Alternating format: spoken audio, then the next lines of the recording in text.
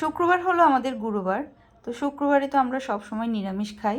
তো আজকে কলার মোচা রান্না করলাম একদম নিরামিষ স্টাইলে। সাদা তেল গরম করে সেখানে অনেকগুলো ছোট ছোট টুকরো করা আলু দিয়ে দিচ্ছি, হলুদ আর লবণ দিয়ে লাল করে ভেজে নেব। আমার বাসায় সবাই কলার মোচা অনেক পছন্দ করে। তো এখানে আমি দারচিনি, দুটো এলাচি আর দুটো তেজপাতা দিয়েছি, আর সাথে দিয়েছি পাঁচফোড়ন। পাঁচফোড়ন ছাড়া নিরামিষ একদমই ভালো লাগে না আমার। নিরামিষ রান্না করলেই আমার পাঁচফোড়ন দিতেই হবে।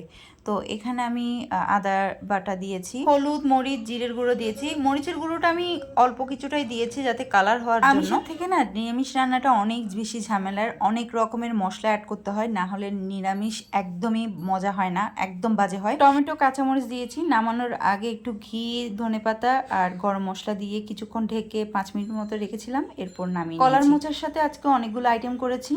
বাঁধাকপির বড়া, বাঁধাকপির ভাজা, ডাল আর মোচা।